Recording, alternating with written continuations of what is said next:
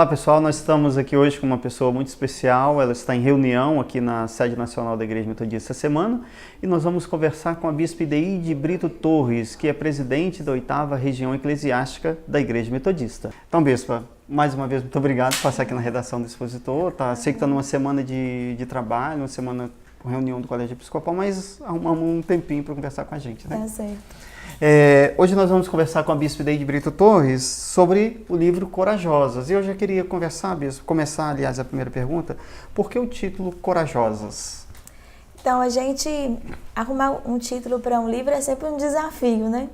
E a gente pensou em algumas palavras que pudessem expressar atitudes dessas mulheres, né? E como a maioria delas no livro foram mulheres escolhidas que estavam passando por alguma situação desafiadora, a gente entendeu que a palavra corajosas expressava uma linha comum entre elas, né, nas suas narrativas de vida. E aí nesse livro aqui, eu queria até ler aqui para as pessoas que estão nos assistindo, você trata de Agar, as parteiras do Egito, Lia, Maria, Isabel, a mulher samaritana, Priscila, a viúva de Naim, Vasti, Abigail, Esther e Ruth. Por que 12?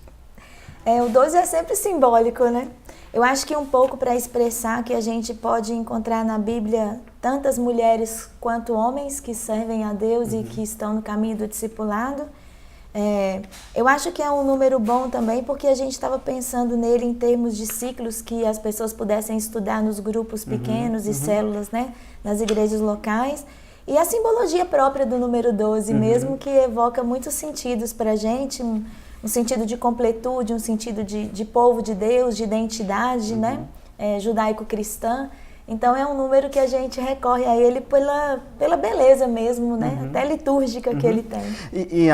Eu estava dando uma lida, né, no livro, alguns textos, e você tem uma linguagem muito simples, assim, de alcançar, né, as pessoas, e no final você coloca 4 ou 5 perguntas, reflexões, é justamente para ter esse objetivo de ser estudado, ser discutido em grupo, né? Eu acho que a gente tem um desafio muito grande de encontrar pontos em comum entre as nossas histórias de vida e essas pessoas da Bíblia. A Bíblia é escrita para ser para nós um livro de inspiração também, né? E quando a gente consegue pegar a história de uma mulher e traçar alguns pontos de discussão de coisas que aconteceram com ela naquele tempo, naquela cultura, mas que ainda hoje acontecem conosco, eu acredito que isso enriquece muito e amplifica o nosso conhecimento sobre essas mulheres. A gente se conecta com elas, né?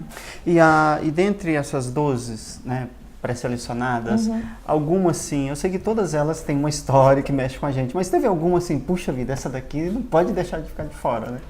Eu acho que eu tenho 2, assim, Maria, porque eu tenho uma admiração óbvia por ela, eu acho que todo cristão tem, né? Pela decisão difícil de aceitar uma das missões mais impossíveis que a gente tem na história bíblica. Mas a mais surpreendente para mim é Vasti. Eu acho que é uma personagem que a gente tem que ter outros olhares sobre ela e reconhecer a coragem dela de decidir não ser uma mulher objeto naquele tempo. Porque geralmente o nosso olhar recai logo sobre Esther e a gente perde Vasti de vista. Ela é muito rica também. Interessante assim também, né? Que às vezes tem muitas pessoas que às vezes focam mais nas mulheres do Novo Testamento, e você fez uma abordagem bem, talvez destacando um pouco mais do Antigo Testamento, né? Por causa da história, de vida das mulheres, né? Eu acho que o Antigo Testamento, ele tem um certo caráter biográfico dos personagens. Então, quando eu quero criar conexões entre essas mulheres bíblicas e as mulheres de hoje, a história delas aparece mais nítida no Antigo Testamento. É próprio da narrativa veterotestamentária. Então, isso facilita criar assim, uma biografia delas que a gente consiga compartilhar com as mulheres hoje. E no Novo Testamento a gente já tem uma narrativa mais ágil, né? O tipo de escrita, né? Por ser carta, e mesmo nos evangelhos a coisa sempre mais sintética, a gente não tem o detalhe, né? Do estilo mesmo da escrita de cada um desses tempos. Mas dá para detectar muitas coisas no Novo Testamento também.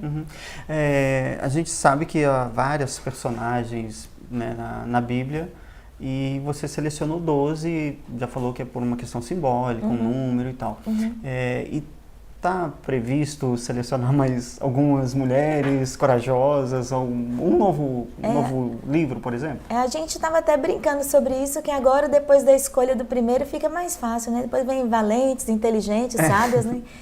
Um pouco de brincadeira, mas assim, existe um desejo de continuar esse projeto, porque foi muito bem recebido. Acho que assim, me surpreendi demais pela acolhida que nós tivemos, né? Nós fizemos uma primeira impressão que esgotou rapidamente. Isso mostra pra gente que as mulheres se identificaram com o texto e que existe um desejo delas de saber mais, né? Eu acho que o formato também que é diferenciado por ser já textos curtos, focados para estudo e biográficos também, que é um diferencial do livro. Então, eu acredito que dentro, em breve, a gente deve sim se dedicar aí a levantar outros nomes, outras mulheres. As próprias leitoras às vezes mandam sugestão, faltou essa, faltou aquela, então de repente alguma coisa vem por aí. Bacana. Bispa, e se você tivesse que mandar uma mensagem para as pessoas que estão nos assistindo, principalmente as mulheres, que às vezes enfrentam lutas e se veem na história dessas mulheres, né, como enfrentar essas situações, que mensagem você mandaria olhando para a câmera? Bem, eu acho que uma das coisas que a revelação da Palavra de Deus mais traz para nós é que mulheres são imagem de Deus tanto quanto os homens. E quando a Palavra do Senhor diz, homem e mulher os criou, a imagem de Deus os criou, existe aí um poder libertador e transformador muito importante. Também um chamado à cooperação. Eu acredito que as mulheres têm muito a contribuir no ministério dos homens e os homens a contribuir no ministério das mulheres. E que para isso a gente precisa de um nível de compreensão maior e nós mulheres precisamos, portanto, expor mais o nosso coração, o nosso pensamento, as nossas necessidades, de maneira a nos fazer entendidas, para que a gente venha ser suprida naquilo que a gente necessita. E por mais difícil que seja a sua luta como mulher, quando você lê essas histórias e quando você conversa com outras mulheres, você vai ver que existem muitas que estão vencendo as mesmas lutas que você. E isso, portanto, deve te encher de coragem, que o Deus que estava com essas mulheres da Bíblia está com você hoje, está conosco também nesse nosso tempo atual. Amém.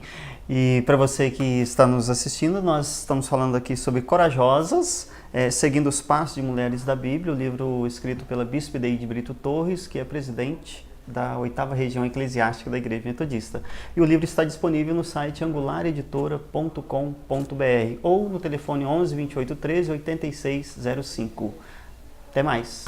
Muito obrigada.